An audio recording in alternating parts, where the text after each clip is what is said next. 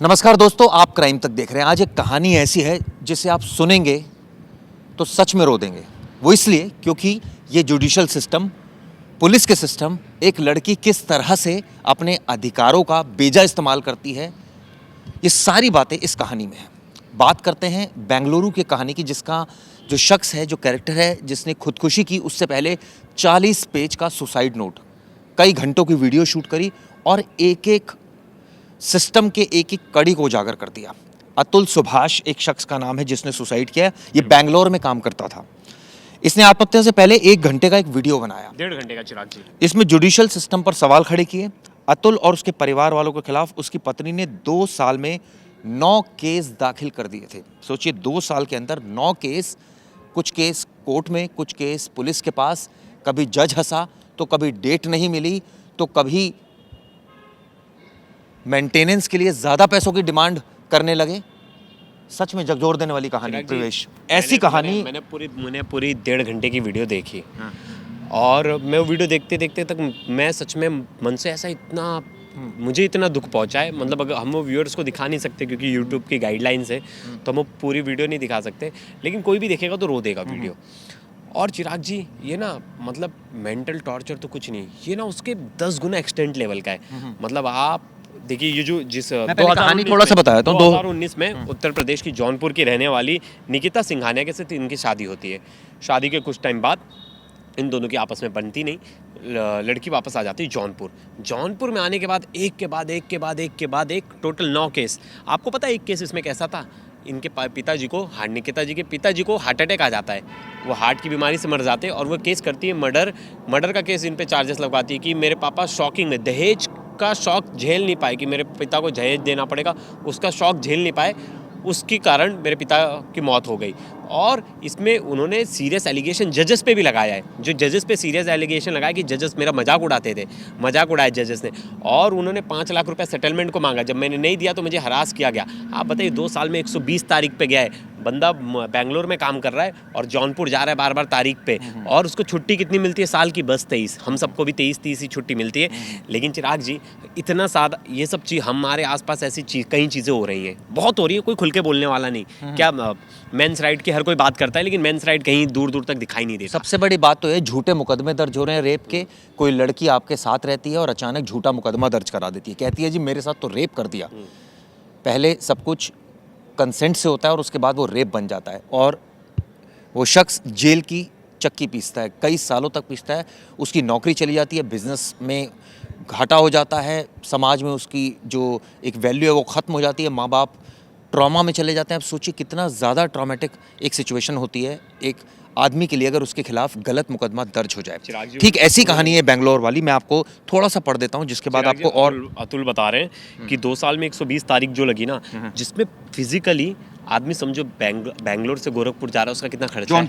जौनपुर जा रहा है, कितना खर्चा है उसमें? 40 बार खुद जा रहा है, प्रेजेंट हो रहा है। बोलते हैं चिराग जी, बाकी कुछ टाइम तो कभी जजेस नहीं आते थे, कभी वकील आगे की डेट ले लेते थे। बोलता है मैं मेंटली इतना टॉर्चर हो गया था, मेरा एक पैसा जा रहा था मेरे आंखों के सामने, और वो पैसा अपोनेंट के लिए उसमें यूज़ हो रहा था। मुझे मेरे बच्चों से मिला नहीं दिया जाता था। मतलब ऐसे बहुत सारे आरोप। जो एक और आरोप जो उसने लगाया, जो बड़ी मतलब इंपॉर्टेंट है, पति के एक केस में आरोप लगाया गया था 2019 में मेरे परिवार ने 10 लाख रुपए का दहेज मांगा। इस सदमे से उसके पिता की मौत हो गई, जो मैंने बात बताई। मतलब 10 लाख का दहेज इसने मारा और उससे पिता की मौत हो गई। लेकिन क्रॉस एग्जामिनेशन में ये साबित हुआ था कि निकिता के पिता को हार्ट अटैक की बीमारी थी और इस कारण उनकी मौत हुई। उनकी बीमारी के कारण ही शादी जल्दीबाजी में हुई। मतलब ये कह रहे हैं कि पहले तो इन्होंने आरोप लगा दिया, मेरे ऊपर केस भी फाइल करवा दिया कि हमने दहेज मांगा, उसकी वजह से इनके पिता को सदमा लगा, गुजर गए। लेकिन क्रॉस एग्जामिनेशन में पता चला कि इनके पिता की तो हार्ट अटैक से मौत हुई है। लेकिन एक चीज़ इसमें, जो इस पॉइंट पर अगर हम डिस्कस करें, जब फैमिली में लड़की के ऊपर टॉर्चर होता है तो नेचुरली फादर मदर टेंशन में तो आ ही जाते हैं। तो ये भी हो सकता है कि वो टेंशन में रहे और उनकी मौत हो गई, और 1 मिनट इस वजह से मुकदमा जो है उसने इसको बेस बना लिया हो।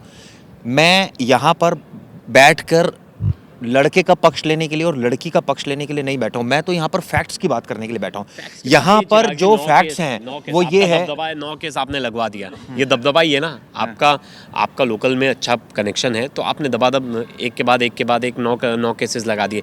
नहीं तो इतना इजी है 9 केसेस लगाना। जिस तरह इसके से बाद लड़के ने जो आरोप लगाया उसका वीडियो में कहता है कि अजीबोगरीब सेक्स की डिमांड की जाती थी। 2022 में निकिता ने अतुल के परिवार पर केस कर दिया। मरने से पहले अतुल ने शादीशुदा जिंदगी के बारे में बताया कि उसकी पत्नी सेक्स संतुष्टि के लिए अजीबोगरीब तरीके की डिमांड करती थी, इस वजह से अपनी पत्नी से दूरी बनाता था। ये भी एक आरोप है। अब देखिए ये आरोप भी लगाया अतुल ने, और भी एक आरोप लगाया है कि हर महीने 2 लाख रुपए का गुजारा भत्ता देना था पत्नी को। पत्नी खुद एसेंचर में जॉब कर रही थी। एसेंचर में बताया जा रहा है कि एसेंचर भी अच्छी कंपनी है, और मैं खुद जानता हूँ मुंबई में है और बेंगलुरु में 2-4 स्टेट्स में है। उसने उसमें कहा कि बच्चों को दूर भी रखा गया, कभी मिलने नहीं दिया गया। जौनपुर की प्रिंसिपल फैमिली कोर्ट जज पर आरोप लगाया कि उन्होंने कोर्ट में डेट के लिए पेश के लिए घूस मांगा। मतलब मैंने आपका सेटलमेंट करवाती हूँ, इतने का घूस दो। जब इसने घूस नहीं दिया तो इसके खिलाफ उन्होंने आदेश जारी करना शुरू कर दिया। नहीं, ये तो आरोप है, इसका क्या सबूत है? किसी जज पर इस तरह से आरोप लगाना तो मैं आपको दोबारा पढ़ देता हूँ। चिराग जी, आप बोल रहे आरोप है, जब कोई महिला के साथ कोई प्रताड़ना होती है तो आरोप ही लगाती है ना। लेकिन ये जज एक मिनट ये जज के ऊपर आरोप नहीं है। आप सुनिए पहले पूरी बात। ये आरोप है कि फैमिली कोर्ट जज पर आरोप लगाते हुए कहा कि उनकी कोर्ट में डेट के लिए पेशकार को घूस देनी पड़ती थी। जज नहीं लेते थे, पेशकार लेता था। आगे पढ़िए। हाँ, अतुल ने आरोप लगाया कि कोर्ट में जज ने उन पर 3 करोड़ रुपए की मेंटेनेंस देने का दबाव डाला। मेंटेनेंस तो आगे एक और हाँ, लाइन। साथ ही दिसंबर 2024 में केस सेटल करने के लिए 5 लाख रुपए मांगे। किसने मांगे? जज ने मांगे, पेशकार ने मांगे? नहीं, इनका कहना है कि जज ने मांगे। ये जज के ऊपर सीधा एलिगेशन लगाया इन्होंने। पेशकार को तो ये तारीख पे जाने के पैसे दे रहे थे। तारीख पे जाने के लिए बहुत बार आपने देखा होगा कोर्ट में ना सिग्नेचर करके बहुत बार जो आरोपी है वो नहीं जाता और सिग्नेचर उसका कोई और कर देता। तो ऐसा बहुत बार होता है कि तारीख में सेटलमेंट हो जाए, कि तारीख पे ना आऊँ तो मेरा हाजिरी लग जाए। ऐसा बहुत लोग करते हैं। बहुत जो सबऑर्डिनेट कोर्ट होते हैं, डिस्ट्रिक्ट कोर्ट होते हैं, वहाँ ये सब चलता है। और मैंने देखा है अपने आंखों के से बहुत सारे ऐसे केसेस में। लेकिन चिराग जी है कि इस आदमी ने अपनी पूरी स्टोरी बता दी कि 9 केसेस हुए, मैं कोर्ट के चक्कर लगाता रह गया। मतलब मेरे ऊपर 9 केस है तो हर केस का अलग तारीख। मतलब मैं 2 साल में 120 तारीख पे गया, मुझे 20 छुट्टियाँ मिल रही हैं। मैं जॉब करूँ कि मैं गोरखपुर जाऊँ, तो लॉ की देखो, ये तो जुडिशरी का तो बहुत बड़ी गलती कि कोई ऐसा अगर आप पे ऊपर आरोप भी लग जाता है। चिराग जी, कल को कोई भी उठ के आपके ऊपर आरोप लगा देता, हमारे ऊपर आरोप लगा, किसी के ऊपर आरोप लगा देता है, जस्टिफिकेशन है ही नहीं ना, सीधा केस है, FIR है, अरेस्टिंग है। वो तब हम थोड़ी ना है वो नेता ब्रिजभूषण सिंह की हमारे लिए कोर्ट वेट करे, मतलब पुलिस वेट करेगी, इन्वेस्टिगेशन करेगी, फिर इन्वेस्टिगेशन में सामने आएगा तब जाके अरेस्टिंग करेगी। हम ब्रिजभूषण नहीं है ना। क्या व्यूअर्स, आपके साथ भी इस तरह के वाकये सामने आए जब किसी लड़की ने आपके ऊपर केस दर्ज करा दिया? क्या आपके सामने भी ऐसे वाकया है कि जब किसी लड़की ने आपको परेशान किया? क्या आपके साथ भी ऐसे वाकया है जब किसी लड़की ने दहेज प्रताड़ना का केस आपके ऊपर लगा दिया और आप इसके पीड़ित हुए? मुझे लगता है कई सारे ऐसे व्यूअर्स भी हमारे होंगे जो शायद ये झेल रहे होंगे ये सब चीज़ें भी। गवर्नमेंट ने अब जो नया लॉ लाया उसमें से उन्होंने एक चीज़ सेक्शन हटा दिया है, अननेचुरल सेक्स वाला।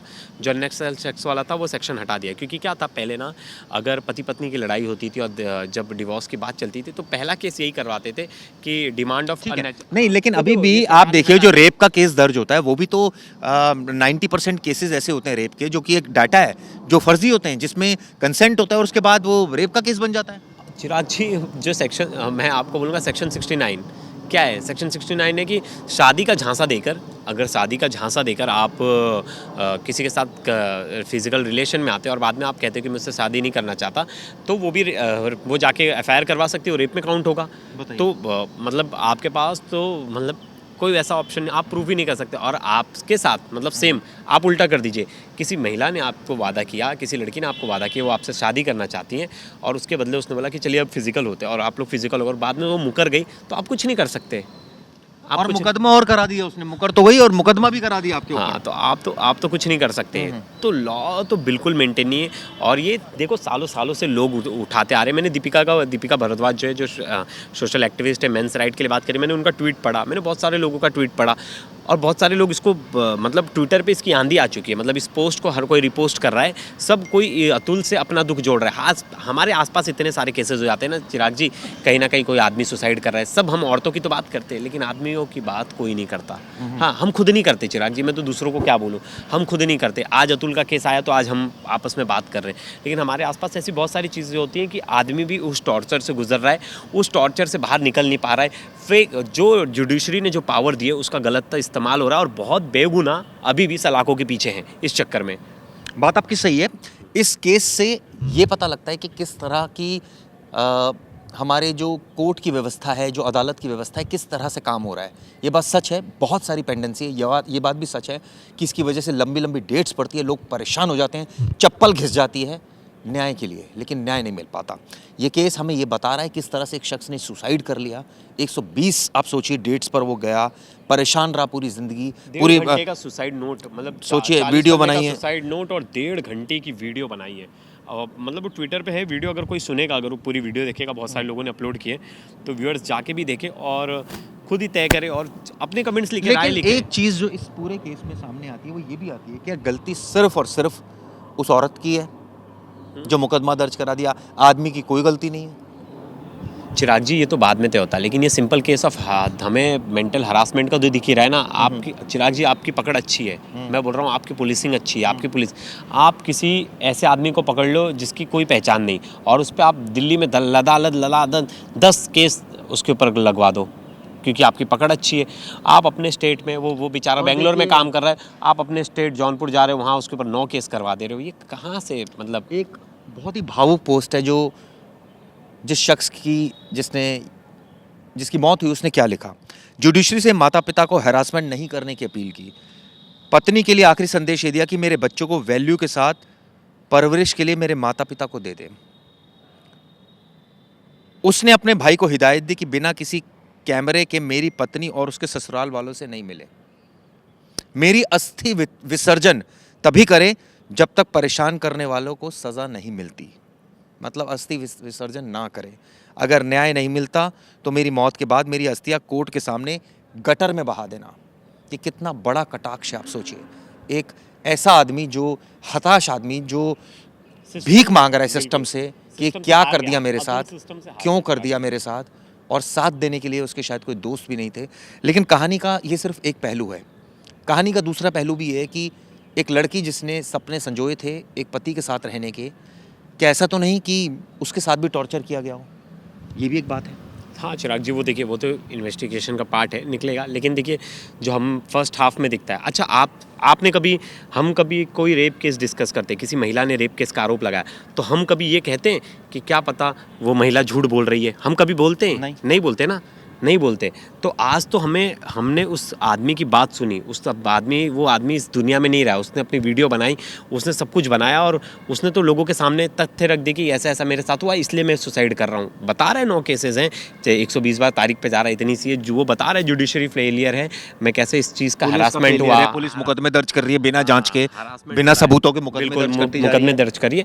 तो मैं तो बिल्कुल वो साइड तो बाद में, पहले तो मैं लड़के की बात बताऊँगा। अगर मैं तो चाहता हूँ इस पे जुडिशियल इंक्वायरी हो, ऑर्डर हो, सुमोटो लिया जाए यार। ऐसे तो एक मैसेज जाएगा चिराग जी ग्राउंड्स पे कि अगर आप लॉस का गलत इस्तेमाल करोगे तो आप लॉस से ऊपर नहीं हो।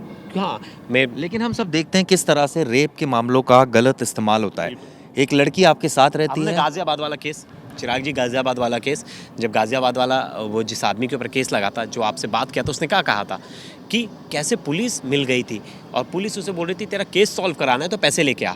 ऐसे बहुत सारे केसेस हैं, मिल जाए आप, मतलब दर्जनों भर केसेस हैं चिराग जी। आरोप लगाना तो बड़ा सिंपल है।